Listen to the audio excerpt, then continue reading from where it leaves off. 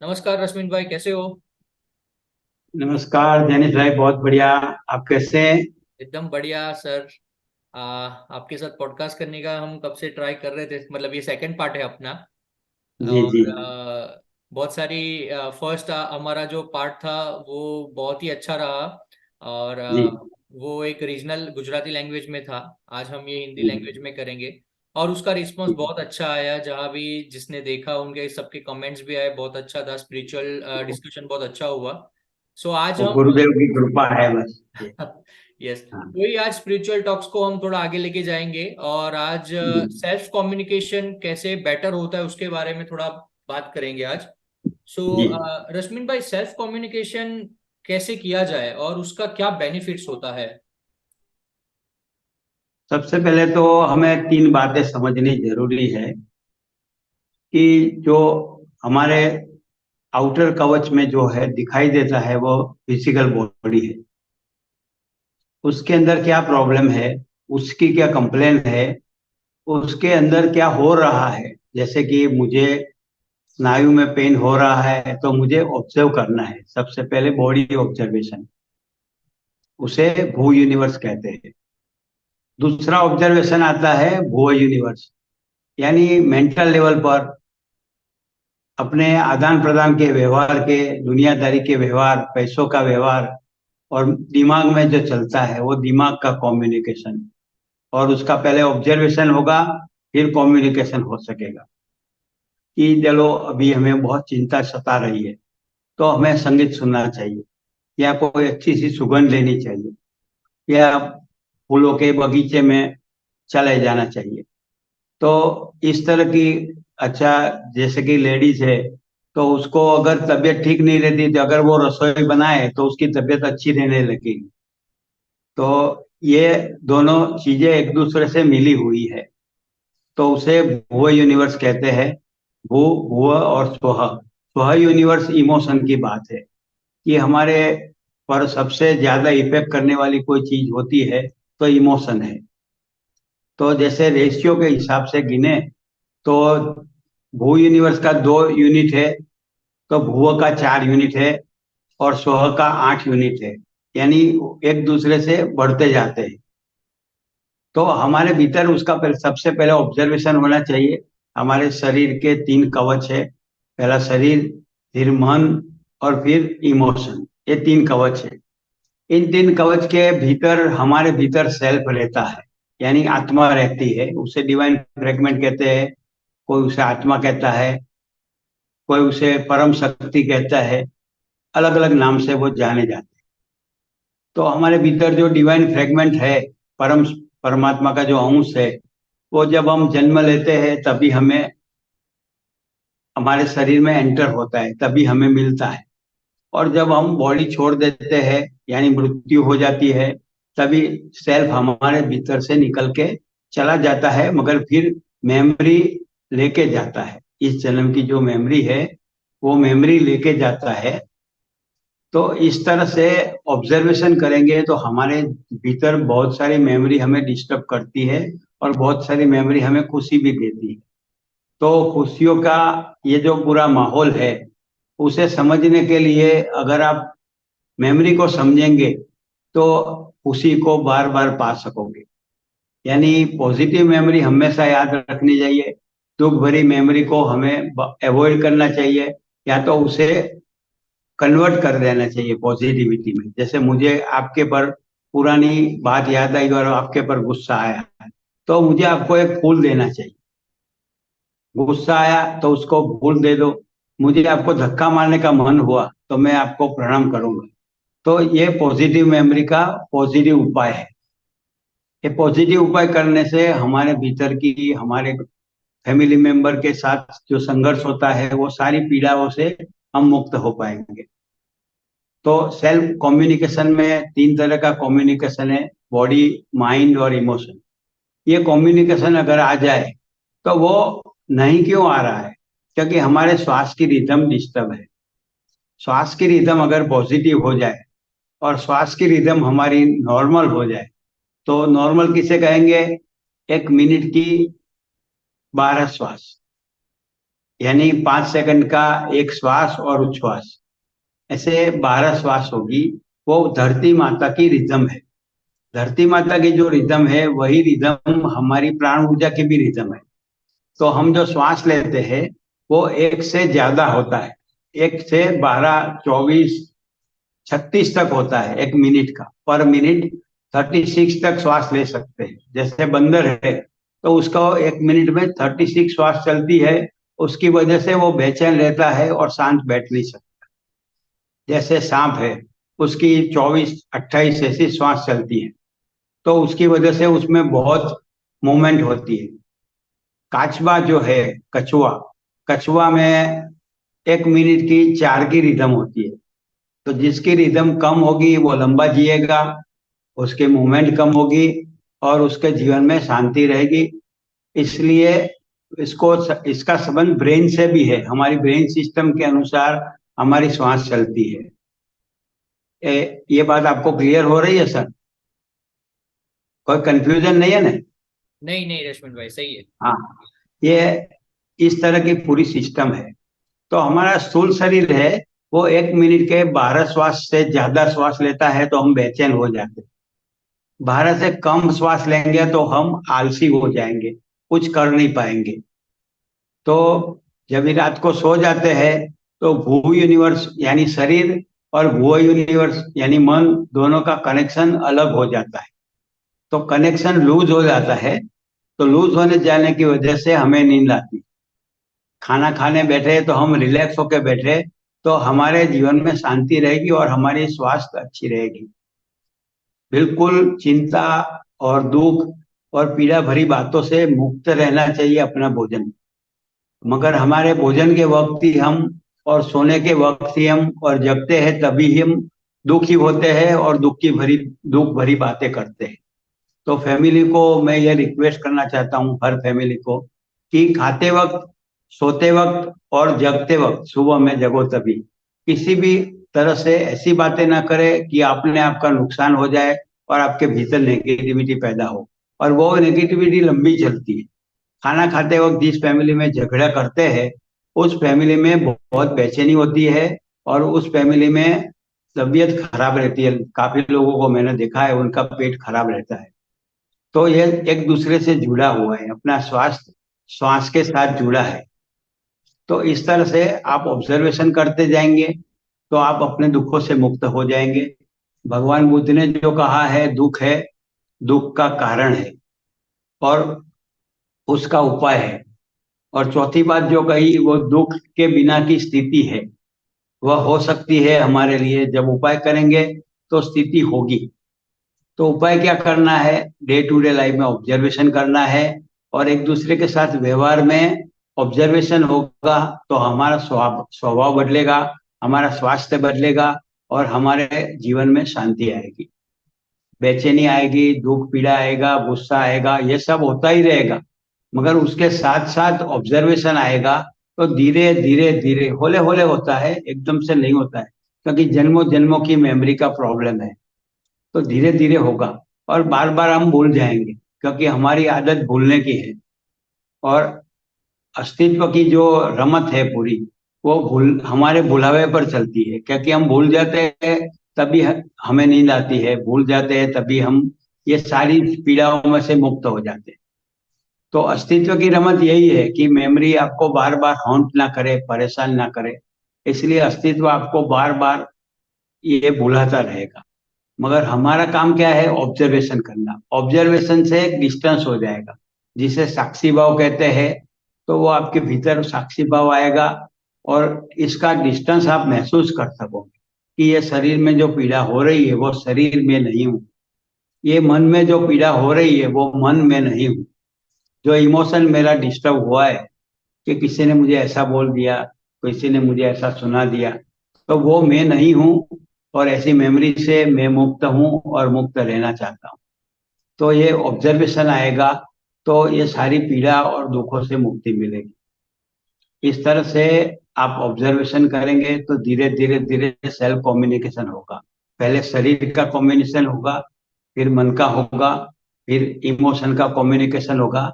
उसे महायोगी श्री तवरिया जी कहते हैं ये राधा है। भू भुव स्व यूनिवर्स जो हमारा है वो राधा है। और भीतर जो हम बैठे हैं, जो डिवाइन फ्रेगमेंट है, परमात्मा है, वो श्री कृष्ण है। तो उन्होंने श्वास की रिदम को ऐसे जोड़ा, राधे कृष्णा। राधे कहते हैं 3 सेकंड श्वास लेना है, कृष्णा कहते हैं 2 सेकंड में श्वास छोड़ना है, 5 सेकंड का एक श्वास है। तो ये बहुत सिंपल प्रोसेस है। और इसके लिए उन्होंने, महायोगी श्री तवरिया जी ने रिफाइनिंग एक्सरसाइज बताई है, जो 7 एक्सरसाइज है। 7 एक्सरसाइज 7 मिनट की है। आप करते जाएंगे तो आपको ऑब्जर्वेशन में आएगा। और अभी सबका दिमाग बहुत गुस्से में है, बहुत लोग परेशान है, चिंताओं से भरे हुए हैं। जब भी मैं याद करता हूँ मेरा पास्ट लाइफ, तो मुझे याद आता है कि मैं भी कितनी पीड़ा और दुख में रहा हूँ। तो अभी उसमें से धीरे धीरे मुक्ति मिलती जाती है। तो आपको जो मुझे हुआ वो आपको भी हो सकता है। और हम एक सामान्य मनुष्य है, बिना स्पिरिचुअल होने का दिखावा किए हम स्पिरिचुअल जीवन जी सकते हैं। आशा रखता हूं कि इस बात में आपको कुछ नई समझ मिली होगी, और इसके पर आप खुद प्रयोग करते रहेंगे। और वेबसाइट है उसकी dsrb.org, और दूसरी एक वेबसाइट है 3stepbreath.com।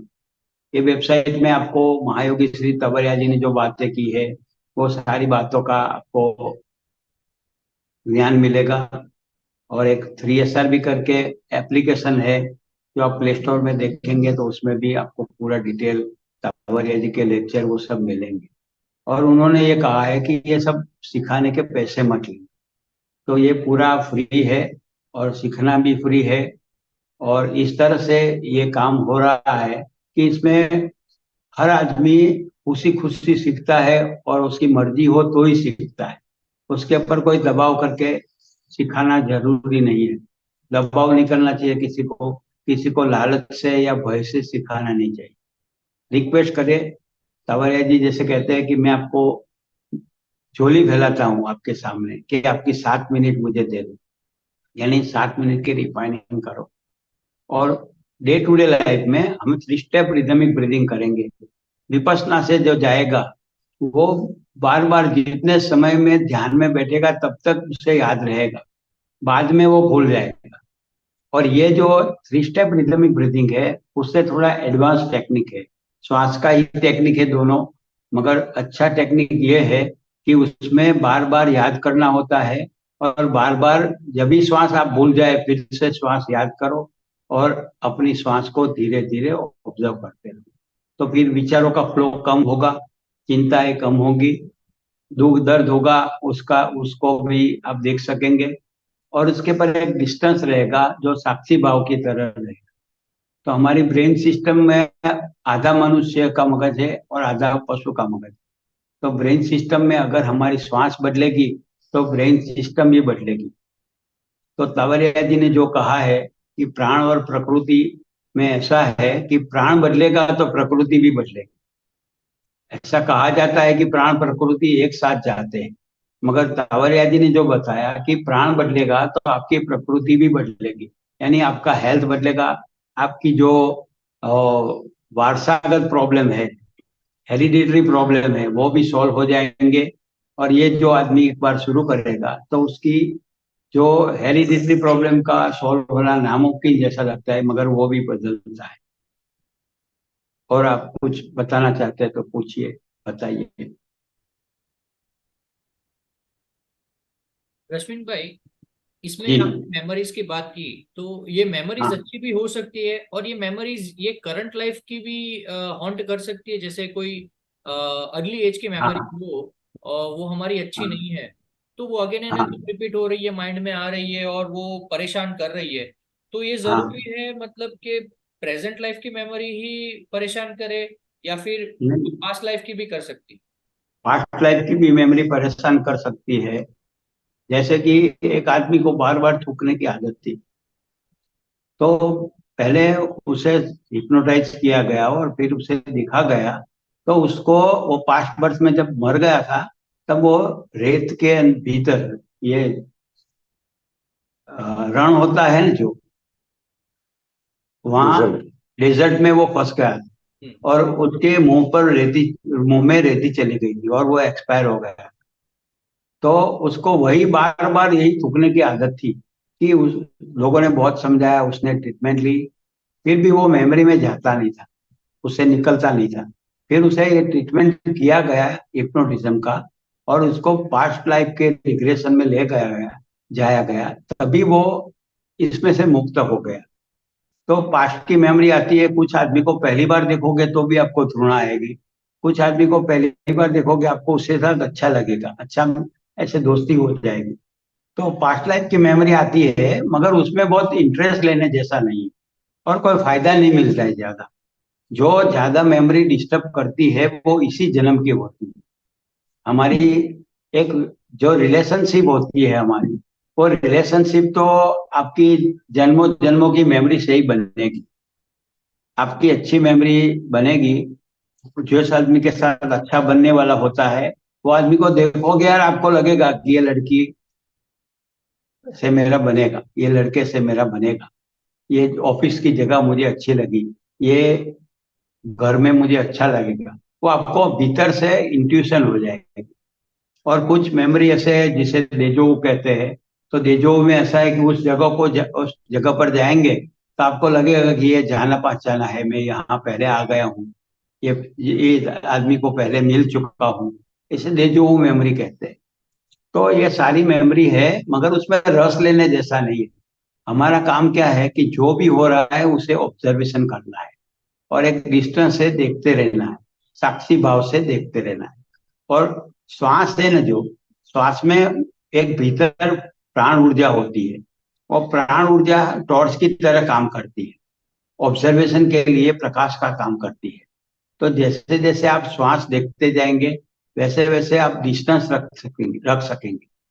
और इस तरह के डिस्टेंस रखने की जो प्रोसेस है उसे साक्षी भाव कहते हैं या विटनेसिंग कहते हैं। आप जिसको जो ठीक लगे वो नाम दे सकता है। ये आपने साक्षी भाव की बात की और उसमें आपने बताया कि श्वास को देखना है, तो ये विपासना भी यही बताता है कि श्वास को देखना है। हाँ, विपश्यना में और थ्री स्टेप रिदमिक ब्रीदिंग में दो फर्क है।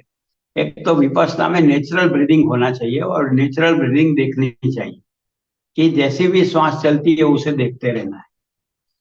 मगर अभी मनुष्य के भीतर इतनी बेचैनी हो गई है इस समय में कि वो शांत हो ही नहीं सकता है, शांत बैठ ही नहीं सकता है। उसके पर उसके पास मोबाइल आ गया है, उसके पर मैसेजेज आएंगे, इतनी सारी मेमोरी। जैसे उसको मेमोरी में बोले तो टेराबाइट, गीगाबाइट, ऐसे बहुत सारी मेमोरी से आदमी भर गया है और वो ओवरलोडेड हो गया है। तो विपश्यना में आदमी बैठेगा तो 15-20 मिनट के लिए तो शांत हो सकेगा। मैंने विपश्यना में मैं कोई नेगेटिव बात नहीं करता हूँ, मगर नेचुरल मेमोरी बैठना और नेचुरल मेमोरी को देखना मुश्किल हो गया है अभी। समय खराब हो गया है, इतना मेमोरी से ओवरलोड हो गए लोग। अच्छा, अभी पहले क्या था, लोग भूल भी जाते थे, माफ भी करते थे। अभी लोग माफ नहीं करते। जरा भी गाड़ी की टक्कर हो गई, गालियां निकल जाती है, तलवारें निकल जाती है या मारा मारी हो जाती है।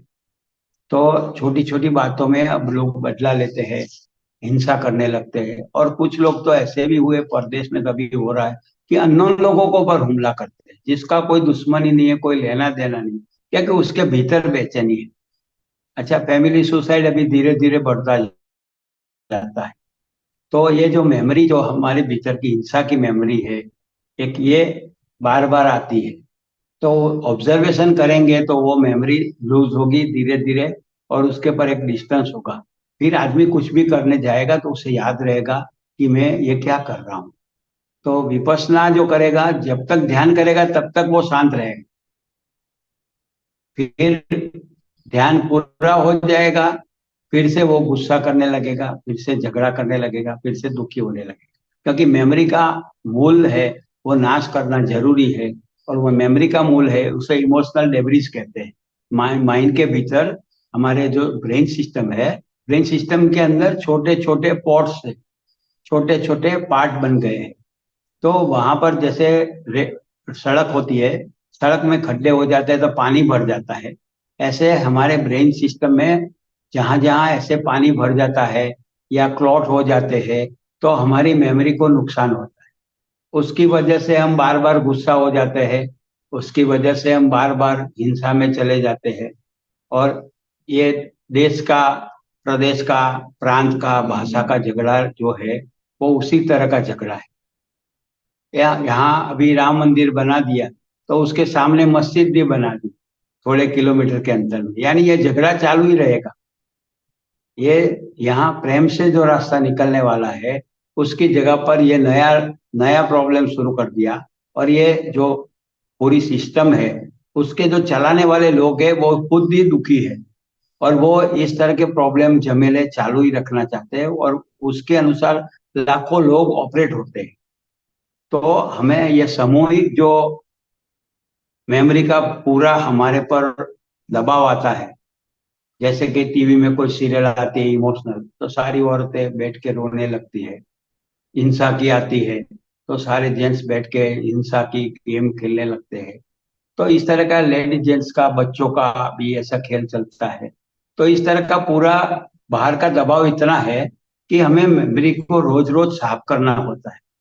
तो मेमोरी को रोज साफ करने के लिए 3 स्टेप रिदमिक ब्रीदिंग के साथ साथ रिफाइनिंग एक्सरसाइज है। और ओशो ने जो बताया है वो सक्रिय ध्यान है, नटराज है, नादब्रह्म ध्यान है, कि वहां प्राण ऊर्जा को भेजो, पूरी शक्ति के साथ प्राण ऊर्जा को भेजो। तो व्हाइट हॉट एनर्जी जो पैदा होगी, उससे हमारे ब्रेन सिस्टम में सफाई होगी, क्लीनिंग होगा, क्लींसिंग होगा। इस तरह से क्लीनिंग होने के बाद हम चाहेंगे, कोशिश करेंगे, तो भी वो नई मेमोरी गलत तरह की बनेगी नहीं। नई मेमोरी पॉजिटिविटी की, उत्सव की, आनंद की और क्रिएटिविटी की बनेगी। इस तरह से प्रयोग करते रहना है। और श्वास पर काम नहीं करोगे तो कुछ भी नहीं होगा। शास्त्रों में बहुत अच्छी बातें लिखी है, मगर लोगों का जीवन देखो तो पता चलता है। सारे धर्म के लोग अच्छी अच्छी बातें करते हैं, सारे धर्म के लोग अच्छी बातें सीखने के लिए तैयार है। बच्चों को बचपन से अच्छी बातें सिखाई जाती है, फिर भी ब्रेन सिस्टम अच्छी नहीं है, इसलिए वो काम नहीं आता। साधु संत को भी दंभ करना पड़ता है, झगड़े करना पड़ता है, मिलकतों के प्रॉब्लम होते हैं, और आश्रमों के झगड़े होते हैं। उसके बेज में ब्रेन सिस्टम है। इतने सारे संप्रदाय की जरूरत ही नहीं है, इतने सारे युद्ध की, हिंदू मुस्लिम क्रिश्चियन, ये सब की, सारे धर्मों की लड़ाई झगड़े, ये सब चालू ही है और चालू ही रहेंगे, क्योंकि ब्रेन सिस्टम उनकी बदली नहीं। तो आप चाहो तो ब्रेन सिस्टम में काम करके एक एक व्यक्ति अपनी चीज, अपनी मेमोरी को शुद्ध कर सकता है और अपना जीवन बदल सकता है। तो ये जो प्रॉब्लम है वो सेल्फ कम्युनिकेशन है, सेल्फ कम्युनिकेशन का है। और हमें खुद का सेल्फ कम्युनिकेशन करना है, और अपने भीतर बैठे परमात्मा से गाइडेंस मिल ही रहा है, उस गाइडेंस को सुनना है, उसके साथ एक ट्यूनिंग बिठाना है। अगर वो ट्यूनिंग बैठ गया, तो आपको बार बार हर छोटी चीज में गाइडेंस मिलता रहेगा। आपके भीतर ही अर्जुन है, आपके भीतर ही कृष्ण परमात्मा है, आपके भीतर ही सारे सदगुरु है। तो वो जो सदगुरु है, बाहर के सदगुरु, आपके भीतर के सदगुरु को आपसे जोड़ के रखते हैं, उसे योग कहते हैं। आपके भीतर के सदगुरु से आपका बॉडी, माइंड और इमोशन का बैलेंस जुड़ गया, तो आपको कोई डिस्टर्ब नहीं कर सकेगा, आपका बटन कोई ऑपरेट नहीं कर सकेगा। आपको जो मन में आए, कोई कुछ भी बोले, मगर आपको जब भी गुस्सा होना है तभी होंगे, नहीं होना हो तो नहीं होंगे। ये पूरी सिस्टम आप ऑब्जर्व करें, समझते जाए और देखते जाए और प्रयोग करते रहे। श्वास के बिना कोई रास्ता मुझे आज तक नहीं मिला है। मैंने बहुत सारे ग्रंथ पढ़े हैं, बहुत सारे प्रयोग किया है, बहुत सारी अच्छी अच्छी बातों के लिए भी जानने की कोशिश की है, मगर मुझे जब तक श्वास किया तभी मुझे थोड़ा बहुत ये जो मिला वो गुरु कृपा से मिला है, वो श्वास की प्रयोग से ही मिला है। ओशो ने बताया है 3 स्टेप ब्रीदिंग, तवरिया जी ने बताया, ऐसे ही ओशो ने रिफाइन ये नादब्रह्म ध्यान, नटराज ध्यान, कुंडलिनी ध्यान, सक्रिय ध्यान बताया। तो आपको जो भी ठीक लगे उसके पर आपको प्रयोग करना है, हर एक व्यक्ति को प्रयोग करना है। आप मेरे लिए तो हर व्यक्ति परमात्मा है, और परमात्मा भीतर छिपा हुआ बहुत दूर बैठा है। अगर ये मेमोरी का कचरा निकल जाएगा तो परमात्मा भीतर से बाहर आएगा, और आपके भीतर ही वो परमात्मा प्रकट होगा और आपको आनंद, शांति, प्रेम मिलेगा। वही शिव है, वही सत्य है, वही सुंदरतम स्वरूप है परमात्मा। वह आपके भीतर है। मेमोरी का कचरा उसके ऊपर पड़ गया है, उसे आप चाहेंगे तो निकाल सकते हैं। ये आपका खुद का निर्णय होना चाहिए। आपको कोई धर्म की कसम या कोई मान्यता या कोई व्रत उपवास, उससे कोई रास्ता निकलने वाला नहीं है। खुद शिव भगवान जो शिव थे, उन्होंने खुद 112 विधि बताई, वो भी श्वास की ही है, ऑब्जर्वेशन की है। वो विज्ञान भैरव तंत्र में वही बताया, और खुद भगवान शिव ने ये प्रयोग किए। इसके बाद ये सब प्रकट हुआ, ये जो पूरी विद्याएं प्रकट हुई, और ये श्वास की वजह से ही, श्वास की रिदम की वजह से उनका आयुष्य लंबा रहा, और उन्होंने बहुत लोगों को हेल्प की, और आज आज तक भी वो हेल्प कर रहे हैं। रश्मिन भाई, इस पे ये 3 स्टेप ब्रीथिंग जो है, ये टेक्निक्स हम डे टू डे लाइफ में जो अभी वर्किंग प्रोफेशनल जैसे है सब यंग जनरेशन, उनके पास इतना टाइम जी नहीं जी। रहता है, और वो उनकी इतनी हैबिट भी नहीं बनी हुई है कि वो हाँ मेडिटेशन या जी। ब्रीदिंग टेक्निक्स पे काम करें, क्योंकि एजुकेशन जी में जी नहीं जी। सिखाया गया है। तो उनके लिए हाँ, तो कैसे वो आपको यूज कर सकते हैं सीधा ही धीरे बता धीरे? देता हूँ, हाँ। प्रश्न का पहले जवाब ही दे देता हूँ कि डे टू डे लाइफ में ही करना है। हर एक कलाक में आपको 1 मिनट 2 मिनट के लिए 3 SR भी करना है, प्रैक्टिस करना है। फिर धीरे धीरे हैबिट हो जाएगी उसको। प्रैक्टिस बार बार नहीं करना है, प्रैक्टिस एक बार करोगे तो 5-10 मिनट 15 मिनट के लिए आपके भीतर शांति रहेगी। फिर से आपको याद करना है, ऐसे बस याद करते रहो, और डे टू डे लाइफ में जैसे भगवान का नाम लेते हैं, वैसे ही डे टू डे लाइफ में ही उसे जोड़ना जोड़ना है। अपने जो राम शब्द है, तो राम यानी अपने भीतर बैठे परमात्मा का नाम है, राम। तो श्वास की पूरी सिस्टम जो है, वो भगवान ने हमें जन्म से ही दी है, और हर व्यक्ति को दी है। कोई किसी का कैसा भी शरीर हो, अच्छा शरीर हो या बीमार शरीर हो, कुछ भी शरीर हो, किसी का कैसा भी दिखावा हो, कोई कहाँ भी रहता है किसी भी देश में, सबको भगवान ने श्वास की सिस्टम एक सी दी है। तो जो धर्म जो है पूरा, वो श्वास पर आधारित ही है। और जो भी भगवान का नाम लेते लेते जाप करेंगे, जैसे कि ओम नमः शिवाय, ऐसे बोलेंगे आप 5 सेकंड का एक श्वास, तो आपको हो जाएगा। अल्लाह अकबर आप ऐसे बोलोगे तो भी हो जाएगा, और आप अपना खुद का नाम दोगे तो भी हो जाएगा। नाम का कोई महत्व नहीं है, महत्व है श्वास की रिदम का। तो आपके भीतर जैसे जैसे श्वास की रिदम बैठती जाएगी, और वो डे टू डे लाइफ में बैठाना है, कहीं दूर जाके नहीं कुछ करना है कि भाई आश्रम में जाओगे, हिमालय जाओगे तो कुछ होगा। ऐसा नहीं होता है। पत्नी में भी वही परमात्मा है, बच्चों में भी वही परमात्मा है, और आपके भीतर भी वही परमात्मा है। आपके घर को ही आश्रम बनाना है, आपके घर को ही मंदिर बनाना है, मस्जिद बनाना है, गुरुद्वार बनाना है, देवल बनाना है। आपके घर में ही सब कुछ होना चाहिए, आप जहाँ है वहाँ। तो ये श्वास की रिदम आपकी बैठेगी तो आपकी फैमिली में भी उसकी इफेक्ट होगी। घर में एक आदमी के भीतर श्वास की रिदम बैठेगी तो बाकी के लोग भी शांत होते जाएंगे। हमारा चंद्र जो है, एस्ट्रोलॉजी की बात करूं तो हर 2 दिन में, 2.25 दिन में चंद्र बदलता है। तो एक आदमी एक दिन गुस्से होता है, 2 दिन तक उसकी इफेक्ट चलती है। फिर दूसरे आदमी का चंद्र बदलता है, तो उसको गुस्सा आ जाता है। ऐसे यानी फैमिली में 5 लोग होते हैं तो हर 2 दिन में एक ककराट, एक झगड़ा, एक प्रॉब्लम होता है। तो उसकी वजह है चंद्र बदलता है। तो अगर हम ऑब्जर्वेशन करेंगे श्वास की, तो हमारा चंद्र बदलेगा, मगर उसकी नेगेटिव इफेक्ट नहीं आएगी। हम चंद्र का जो दुख का उपाय है वो कर लेंगे। चंद्र यानी मन दुखी रहेगा, मन कहीं से भी दुख ढूंढ लेगा कि ये मेरी ऑफिस छोटी है, मेरा घर छोटा है, मेरा पड़ोसी तो बड़ी गाड़ी लाया, मैं छोटी गाड़ी लाया, मेरे पास पैसे नहीं है तो मैं कैसे जीऊंगा। करोड़ रुपया आने के बाद भी लोग दुखी है, कुछ पैसा न है तो नहीं है तो भी लोग राजी रह सकते हैं। यानी पूरी जो सिस्टम है उसको आप ऑब्जर्व करोगे तो ही आपको शांति मिलेगी, आनंद मिलेगा। हाँ जी। रश्विन भाई, इसमें स्कूल के बच्चे अगर कर सकते हैं ये थ्री ब्रेथ हाँ, थ्री स्टेप कांवरिया जी ने। ब्रीदिंग, तो ये जी जी। कौन से स्टैंडर्ड के स्कूल ये, के बच्चे हाँ जी, शुरुआत कर सकते हैं?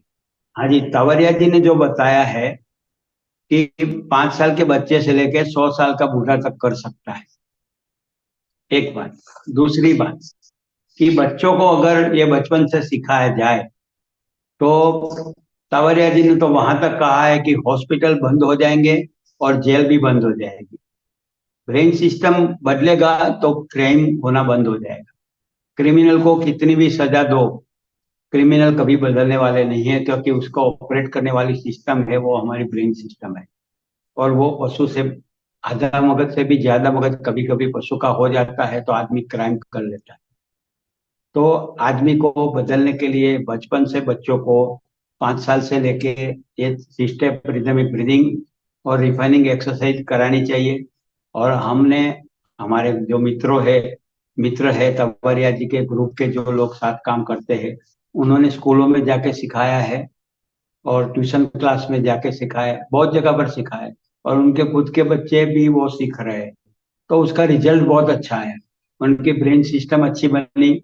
जो बच्चे की मेमोरी कम होती है, यानी उसकी याद शक्ति नहीं रहती हो ज्यादा, उसको भी ये कराया तो उसको अभ्यास में भी फायदा हुआ। और ये कोई चमत्कार नहीं है।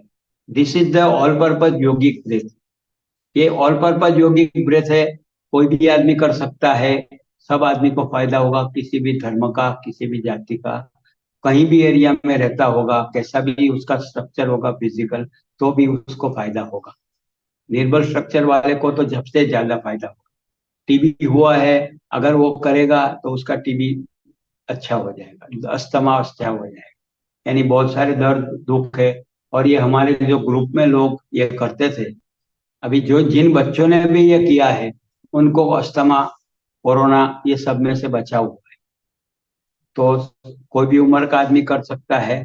और बच्चों को तो खास सिखाना चाहिए, क्योंकि अभी दिल्ली में बच्चों के लिए अस्थमा का इतना प्रॉब्लम बढ़ गया है कि हम, ये बहुत दुख होता है ये कहते हुए कि हमने पूरी पृथ्वी को बहुत डिस्टर्ब कर दिया है।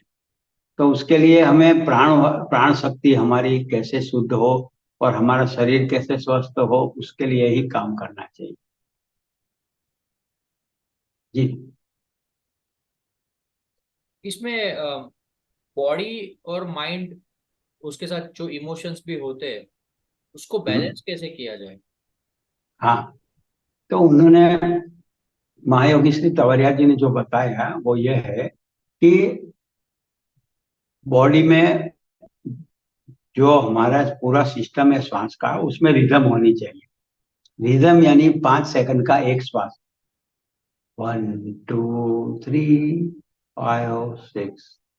4 गैप है जहां श्वास भीतर फ्रैक्शन ऑफ मोमेंट के लिए रुकता है। तो 1 2 3 5 6 ऐसे 5 सेकंड का एक श्वास होगा तो हमारे भीतर रिदम बैठेगी। फिर उन्होंने दूसरा सिस्टम बताया, एक सिस्टम का ही दूसरा पार्ट बताया कि हमारा छाती और पेट दोनों एक साथ ऊपर नीचे होना चाहिए।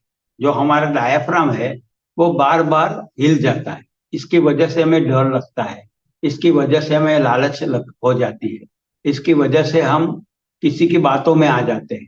तो हमारा डायाफ्राम नेचुरली जैसे बच्चे थे तभी जैसे चलता था वैसा चलना चाहिए। तो एक तो श्वास की रिदम, दूसरी श्वास की टेक्निक, और तीसरा श्वास का वॉल्यूम।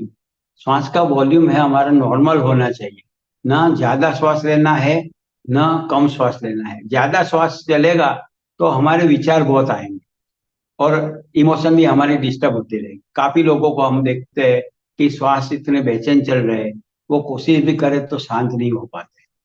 तो तवरिया जी ने कहा कि श्वास का वॉल्यूम नॉर्मल होना चाहिए। तो रिदम, वॉल्यूम और टेक्निक, ये तीन का उन्होंने बनाया है 3 स्टेप रिदमिक ब्रीदिंग। 3 स्टेप का रिदमिक ब्रीदिंग। और वो 24 आवर्स का है। और हम जो श्वास लेते हैं वो फेफड़े तक जाता है, हमारे फेफड़े लंग्स तक श्वास जाता है, फिर वहां से प्राण ऊर्जा अलग हो जाती है। और हमारे नाभि के पास जो पेरिनियम है, 1 inch by 1 inch by 1 inch का जो ट्रायंगल है, वहां से हमारी करोड़रज्जु से होके ब्रेन सिस्टम में और पूरे शरीर में फैल जाती है प्राण ऊर्जा। तो वो जो ट्रायंगल है, उसको अगर ठीक से चलाए तो कोई भी हमें भयभीत नहीं कर सकेगा, कोई भी हमें चिंतातुर नहीं कर सकेगा, कोई भी हमें दुखी नहीं कर सकेगा। दुख तो आएंगे, सावरिया जी ने बोला कि जीवन है, दुख तो आएंगे, मगर दुखी होना जरूरी नहीं। तो उसका रास्ता यही है कि हम श्वास से, ऑब्जर्वेशन से देखते जाएंगे, तो धीरे धीरे होगा, एक दिन में नहीं होगा, ये पूरी प्रोसेस है। और इसके प्रोसेस में आपको पीड़ाएं, परेशानियां भी आएगी, रुकावटें भी आएगी।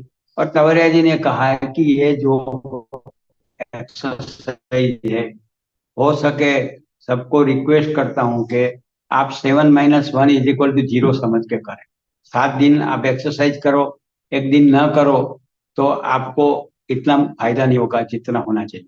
तो उन्होंने ये इसलिए बताया कि बार बार आपको रोज करोगे क्योंकि आपको रोज स्वास्थ्य की जरूरत है, रोज करना है क्योंकि आपको मेंटल हेल्थ के लिए भी, अवेयरनेस के लिए भी जरूरी है। रोज आपको इमोशन डिस्टर्ब होता है आज, क्योंकि आपके हमारे ऊपर ग्रहों की इफेक्ट है और आसपास के वातावरण की इफेक्ट है। और हम जो श्वास लेते हैं उसमें जो भी एटमॉस्फेयर होगा, उसकी भी इफेक्ट हमारे भीतर आएगी। तो सारी चीजों मिलके जो बनता है उसे तन्मात्रा कहता है, इनकमिंग इम्पल्सिस। वो 1 मिनट की 7200 7200 तन मात्रा आती है। और वो जो 7200 तन मात्रा आती है उसमें से विचार बनते हैं, उसमें से हमारे भीतर बेचैनी, दुख सुख, अच्छा बुरा सब बनता है। और ये मेमोरी पैटर्न जो है उसे अगर बदलना है तो हमें ऑब्जर्वेशन करना होगा, और ऑब्जर्वेशन के बिना कोई रास्ता नहीं। वो मेरा अनुभव कहता हूँ। फिर आपको जिसको जो ठीक लगे वो आप स्वतंत्र है करने के लिए, मगर मैं तो अपने अनुभव की बात करता हूँ और रिक्वेस्ट करता हूँ कि इससे फायदा हो सकता है। आपको ठीक लगे तो आप करें, ना ठीक लगे तो आप स्वतंत्र हैं। जी। अपने सेल्फ कम्युनिकेशन को अगर हमें बढ़ाना है तो उसके हाँ। लिए क्या टेक्निक्स है? हाँ, सेल्फ कम्युनिकेशन को बढ़ाने की टेक्निक यही अवेयरनेस। जैसे कि मैं पानी का ग्लास उठाता हूँ, तो मुझे पहला घूंट लूंगा तभी मुझे स्वाद आएगा, बाद में तो मैं सीधा पानी गटगटा। तो चाय का पहला घूंट आएगा, खाने का पहला 2 3 कोर आएगा, वहां तक स्वाद रहता है, बाकी सब बेहोशी हो जाती है और बेचैनी हो जाती है। फिर तो हम खाया कि ना खाया एक सा हो जाता है।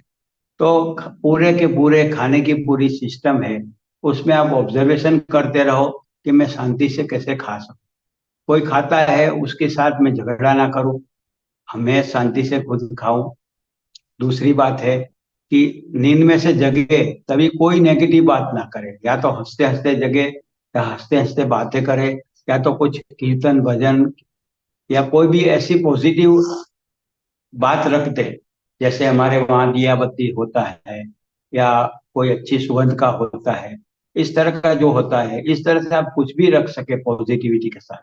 और रात को सोने जाए तो सोने के लिए तवरिया जी ने उस समय 3 स्टेप रिदमिक ब्रीदिंग रखने को कहा है।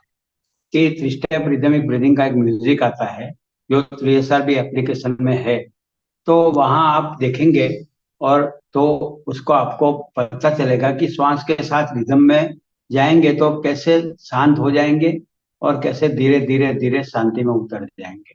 तो 8 कलाक की जो आपकी, 8 आवर्स की जो आपकी नींद होगी, वो योग निद्रा हो जाएगी, और फिर आपको पूरे दिन अवेयरनेस में मदद करेगी। तो सेल्फ कम्युनिकेशन में श्वास मदद रूप होगा, रात्रि को श्वास के ऑब्जर्वेशन करना वो मदद रूप होगा, और डे टू डे लाइफ की प्रक्रिया में हमें जगना है कि मैं किसी को कुछ भी बोलूंगा तो इसके पहले मुझे सोचना है। सोचना यानी ऑब्जर्वेशन करना है।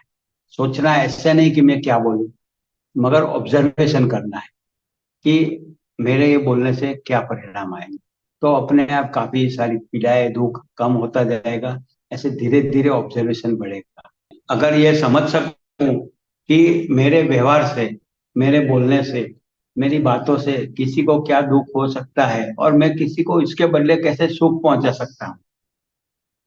छोटे बच्चों के साथ हम बार बार गुस्सा हो जाते हैं, तो उनको तो पता नहीं चलता कि ये क्यों गुस्सा होते हैं, मगर हमारे भीतर तो ये समझ नहीं आती है, इसलिए बार बार गुस्सा हो जाता है। उसकी खुशी को हम सहन नहीं कर पाते। बच्चे खुश हमेशा रहते हैं, तो उसकी खुशी को लोग सहन नहीं कर पाते, इसलिए उसको बार बार रुलाते हैं, परेशान करते हैं, टॉर्चरिंग करते हैं।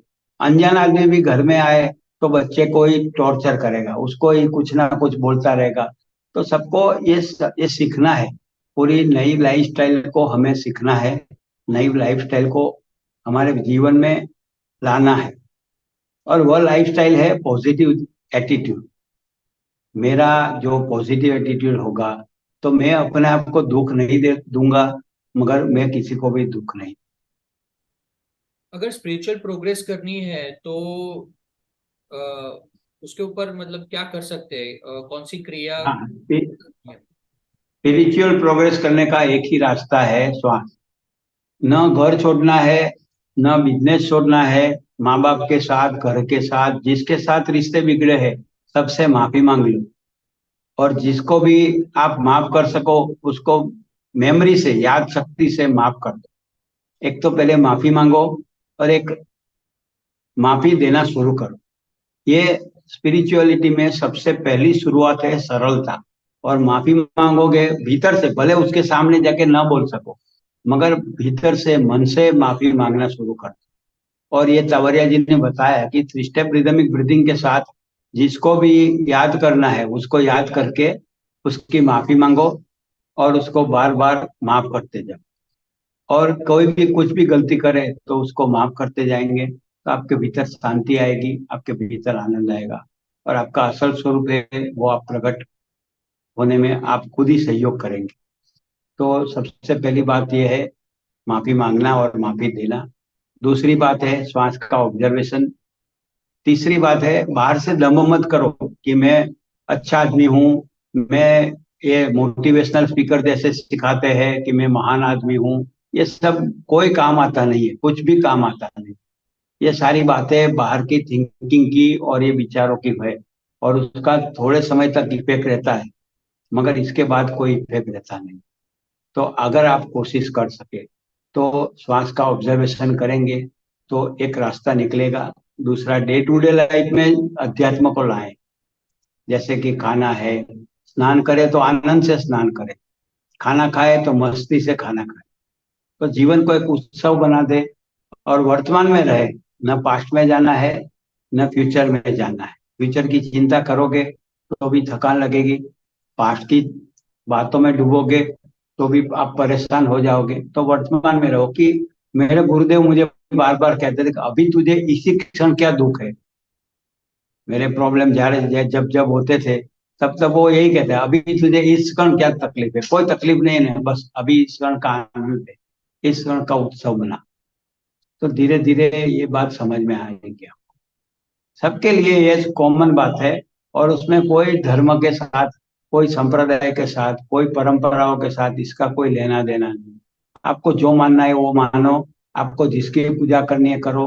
आप टोटली स्वतंत्र है, मगर सिर्फ श्वास की इस बात को थोड़ा सा जोड़ ले, इतनी रिक्वेस्ट है आपको। रश्मिन भाई, ये इसमें कोई यंग एज पे डिप्रेशन में चले जाते हैं, काफी यंगस्टर्स जो होते हाँ हैं हाँ। स्कूल के टाइम में, जी। करियर को लेके वो लोग डिस्टर्ब होते हैं, रिलेशनशिप को लेके हाँ डिस्टर्ब हाँ होते हैं। हाँ।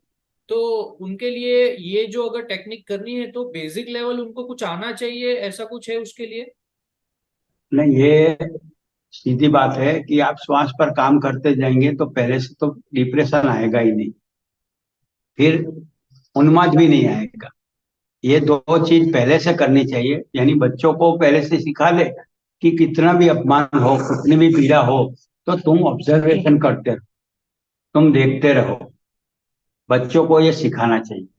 और इसके लिए 3 स्टेप रिदमिक ब्रीदिंग और रिफाइनिंग एक्सरसाइज करेगा बच्चा, तो वो डिप्रेशन में नहीं चला है। बाहर से लोअर श्वास चली जाती है ना, प्राण ऊर्जा हमारी 12 से लो हो जाती है, तभी डिप्रेशन आ जाता है। और 12 से ज्यादा हो जाती है तो उन्माद आ जाता है, जैसे इलेक्शन में होता है, क्रिकेट में होता है, ये फुटबॉल की मैचों में होता है। ये सब एक तरह फीवर जैसा हो जाता है। तो ये ऑब्जर्वेशन में हमें ये रखना है कि 12 की रिदम एक सी रहे, बार बार हम फिर से 12 की रिदम पर आ जाए। 1 मिनट के 12 श्वास, 5 मिनट का एक श्वास, 5 सेकंड का एक श्वास, सॉरी, 5 सेकंड का एक श्वास, 1 मिनट का 12 श्वास। अगर आपके भीतर ये आ जाएगा तो आपको डिप्रेशन में जाने की जरूरत नहीं है। अच्छा, मैं ये शुरू हुआ अध्यात्म की यात्रा, तब मुझे बार बार दबाव दिया गया कि आप आर्ट्स में मत जाओ, कॉमर्स में चले जाओ। तो मैंने उनको कह दिया कि मुझे यही करना है और मैं यही करूंगा। तो बच्चों को माँ बाप दबाव डाले तो माँ बाप को ये समझना चाहिए, मगर माँ बाप न समझे तो बच्चों को उसे विद्रोह करना चाहिए कि ये आपकी गलत बात है, मैं ये नहीं करूंगा। ताकि बच्चों की कैपेसिटी नहीं होती है, और ये कोटा में कितने बच्चे अभी सुसाइड कर रहे हैं, फॉरेन जाते हैं, कैपेसिटी नहीं होती है और ये दुख दर्द झेल नहीं पाते हैं, तो बीमार हो जाते हैं, डिप्रेस हो जाते हैं, और कोई कोई बच्चा सुसाइड भी कर लेता है। तो इससे मुझे बहुत दुख होता है। तो आप सबको ये रिक्वेस्ट करता हूँ, माँ बाप को भी रिक्वेस्ट करता हूँ कि बच्चों को सुपर बच्चा नहीं बनाना है, श्रेष्ठ बच्चा नहीं बनाना है, बच्चे को नॉर्मल बच्चा बनाना है और नॉर्मल रहने देना है। उसे इतनी सारी कंपटीशन, इतने सारे झमेले में मत डालो कि उसकी कैपेसिटी खलास हो जाए। तो ये माँ बाप को समझने के लिए, माँ बाप को ये प्राण ऊर्जा का यह जो प्रयोग है, 3 स्टेप रिदमिक ब्रीदिंग और रिफाइनिंग एक्सरसाइज, वो करना चाहिए। ओशो ने जो बताया ध्यान है, वो भी ध्यान योग साथ में करोगे तो बहुत अच्छा है। अगर ना हो सके तो दोनों अलग अलग करो, दो में से एक करो तो भी चलेगा। तो आपकी प्राण ऊर्जा दोनों से शुद्ध होगी, योग से और ध्यान से, दोनों से शुद्ध होगी। तो आप जैसे जैसे प्रयोग करते जाएंगे तो बच्चों को दबाव नहीं डालेंगे, बच्चों को कोई गलत गाइडेंस नहीं देंगे। मेरे माँ बाप ने मुझे जिन जिन बातों में कहा कि ये कर, उसमें से जो अच्छी बातें लगी वही मैंने किया है। बाकी की बातों के लिए उनको हाथ जोड़ दिया है कि मैं, मेरा काम नहीं है, मैं नहीं करूंगा, मेरी कैपेसिटी के बाहर है। ये हमको खुद समझना है और खुद ही निर्णय लेना है। हमारे भीतर का भगवान हमें गाइडेंस देता ही है कि ये कर, ये ना कर, ये अच्छा है, ये तेरी कैपेसिटी में नहीं है। वो सब अंदर से गाइडेंस आता ही है, मगर फिर भी हम बार बार भूल जाते हैं और लोगों के दबाव में आ जाते हैं। तो सबसे बड़ी बात यह है कि ओशो ने कहा है कि सबसे बड़ा रोग क्या कहेंगे लोग। तो लोगों की बातों में नहीं आना, अपनी जिंदगी को अपनी स्वतंत्रता से जीना है।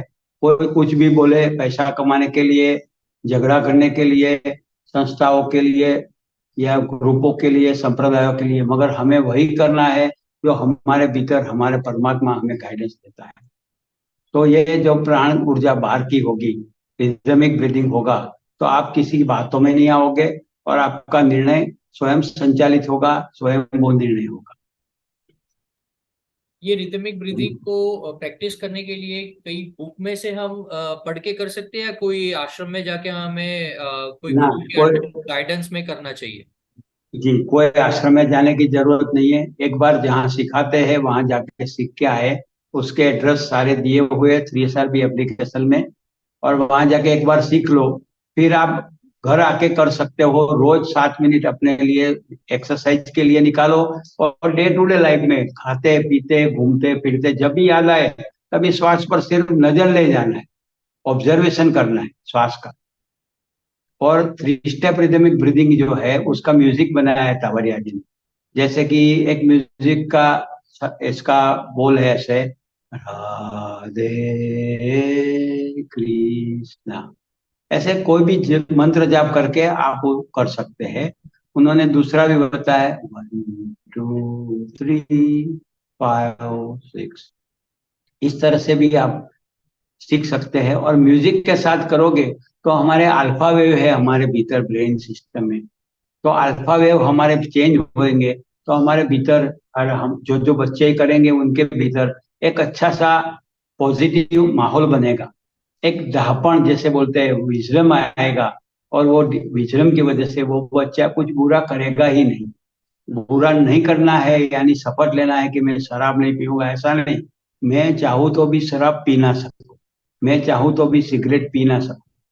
मेरे भीतर इतनी शांति, इतना आनंद है, तो मुझे ये सब सहारे की जरूरत ही ना पड़े। ब्रीदिंग ब्रीदिंग की। का। हाँ, हाँ। ब्रीदिंग एक्सरसाइज एक बार हमने अच्छे से प्रैक्टिस कर ली और हम इसके एक बार से हैबिचुअल हो गए, तो उसके बाद एस्ट्रोलॉजी जो है, जो ग्रह दशा वगैरह जो होता है, उसका इफेक्ट हम पे कम होता है हाँ। या होता हो उतना ही, बट हमें वो रियलाइज नहीं होता है। हाँ। जी जी, इम्पैक्ट तो होगा। मुझे पनौती लगने वाली है तो पनौती लगेगी। चंद्र मेरा बदलेगा तो मेरा मूड अच्छा या बुरा होगा।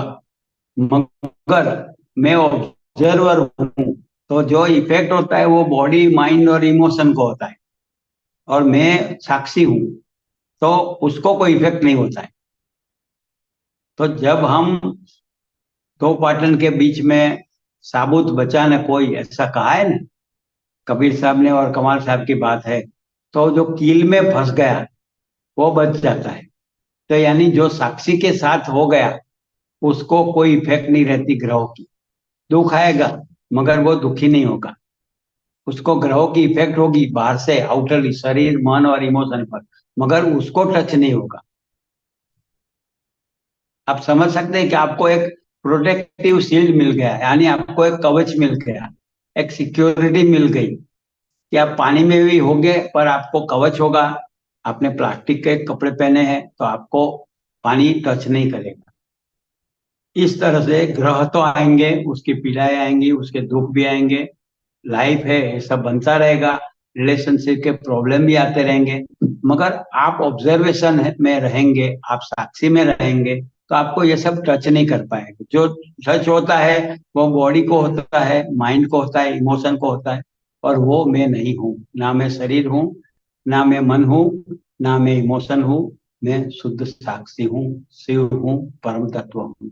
ये आपको भीतर से ही एहसास होने लगेगा। ये कोई चमत्कार की बात नहीं है, सबके लिए ये कॉमन बनी हुई बात है।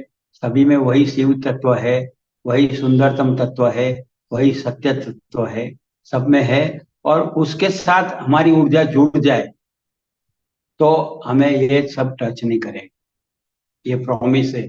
आज तक के जितने बुद्ध पुरुष हुए, जितने जागृत पुरुष हुए, उनका ये प्रॉमिस है कि तुम अगर श्वास के साथ जुड़ गए और वो श्वास शुद्ध रूप में रिदम से चलेगा, तो आपको बाहर की कोई बातों का असर नहीं होगा। आज ये काफी अच्छा लेसन मिला ब्रीदिंग टेक्निक्स के ऊपर, जी और जी। डेफिनेटली इसको हाँ प्रैक्टिस जी। करेंगे। और जो देखने वाले होंगे उनको भी एक रिक्वेस्ट है कि आप प्रैक्टिस कीजिए, और आपको रिजल्ट मिलेगा, और आप फिर कमेंट सेक्शन में बताइए कि आपको कैसा रिजल्ट मिला है। और जी जी। आगे भी डस्टबिन भाई हम दूसरे स्पिरिचुअल टॉपिक्स को टच करेंगे नेक्स्ट एपिसोड में। जी। और अभी के लिए थैंक यू। तो सुनने वाले उन सबका मैं आभारी हूँ कि यस। उन्होंने मुझे सुना, इतनी तकलीफ से ये सब झेला। धन्यवाद उनका भी। आपका भी धन्यवाद। Thank you. नमस्कार।